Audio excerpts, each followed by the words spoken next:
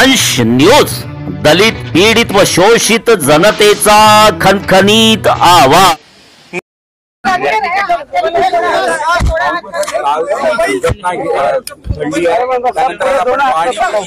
काय अडवण्याला काय सांगाल? मी काल बुलढाणा जिल्ह्याच्या दौऱ्यावर असताना रात्री ही घटना मला कळली। आता सरळ बुलढाणा अमरावतीवरनं इथे पोहोचलेला आहोत। पूर्ण तपासणी केली आहे आणि NMRDAच्या माध्यमातून नागपूर विकास प्राधिकरणाच्या माध्यमातून जे या ठिकाणी डेव्हलपमेंट चालू आहे, या डेव्हलपमेंट मध्ये 3 महत्वाचे महाद्वार आहेत। एक मुख्य महाद्वार आहे, एक दुसरा महाद्वार आहे, तिसरा महाद्वार आहे। 151 फूट आपण बघितलं असाल की हनुमान मूर्तीचे बांधकाम सुरू आहे।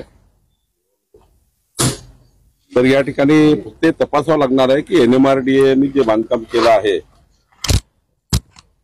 किंवा जे काही स्लॅब टाकताना कुठल्या सेंटरिंग, त्यांनी सांगितलं मला की सेंटरिंग मध्ये काहीतरी वेळेवर प्रॉब्लेम झाला, त्यामुळे बीम पडले। मला वाटतं चौकशी केली पाहिजे। मी स्वतः चौकशीची मागणी केली आहे, चौकशी करायला लागते VNITच्या माध्यमातून आणि कुठे नेमका प्रॉब्लेम झाला आहे आणि जो आहे तो या ठिकाणी ज्यांनी काम घेतलं आहे ते सर्व यांची चौकशी केली गेली पाहिजे, याची दखल मी घेतली आहे।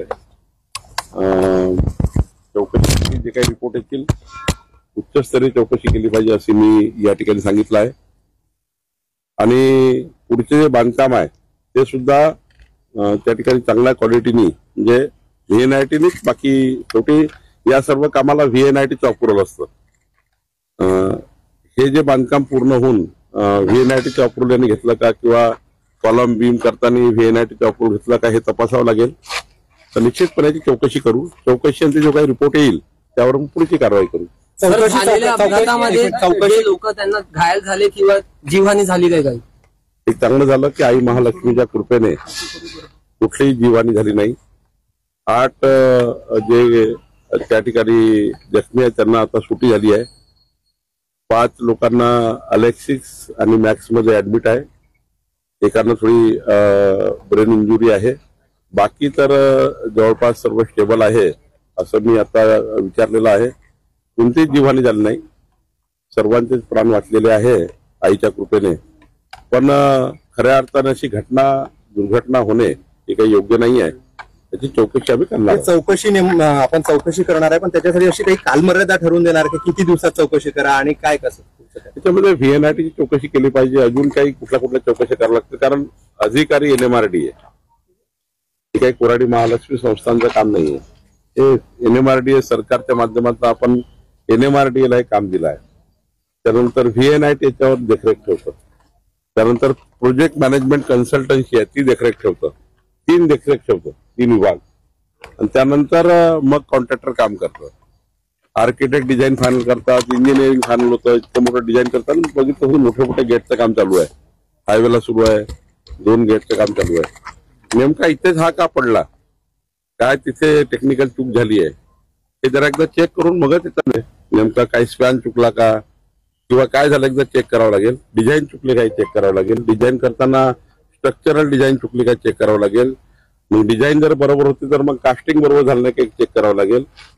खरं तर ह्या सर्व गोष्टी चेक करण्याच्या आहे, त्यामुळे महिनाभराच्या आत त्याची चौकशी करू। सर, ही जी घटना घडली त्याच्या मागे काहीतरी चूक झालीच असेल, ते चौकशी पुढे येईल। पण ज्या BBG कंपनीला हे कॉन्ट्रॅक्ट दिलेलं आहे त्याच्याकडे हेच काम नाही तर भरपूर इतरही काम आहे, तर कुठेतरी त्या कामाला काही प्रतिबंध बसेल का की काय? चौकशी करल्यानंतर शेवटी बाकी कामात या कामाचा काही संबंध नसतो। ज्या कामात हे झालं आहे, ज्या कामामध्ये या ठिकाणी हा ऍक्सिडेंट झाला आहे, हा जो मोठा दुर्घटना झाली आहे, या कामाचं चेकिंग केलं पाहिजे। बाकी इतर ठिकाणी कामं चालू असतील त्याचा याचा काही संबंध नाही, पण या ठिकाणी जे काम चालू आहे त्याची चौकशी मात्र या घटनेची झाली पाहिजे। याकरता महिनाभराच्या काळामध्ये कंपनी, PMC, NMRDA आणि संबंधित सर्व आर्किटेक्ट, डिझाईन सर्वांची चौकशी आपण करणार।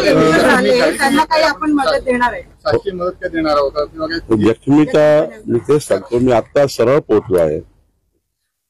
मी काल बुलढाण्याला होतो, मग अकोला आणि अमरावतीवर सरळ या ठिकाणी आलो.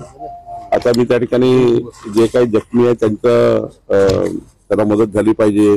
जे डिस्चार्ज झाले आहेत त्यांनाही पुढच्या काळात त्यांची घरची परिस्थिती काय आहे त्यांना पूर्ण मदत केली गेली पाहिजे. याकरता मी आढावा घेणार आहे.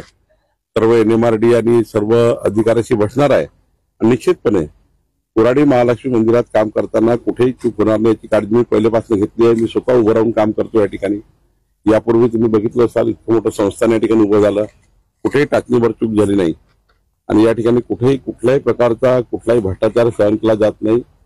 हा कोराडी महालक्ष्मीचा परिसर आहे. या ठिकाणी टाचणी आम्ही तपासतो आणि त्यामुळं ही घटना झाली ही दुर्दैवी आहे.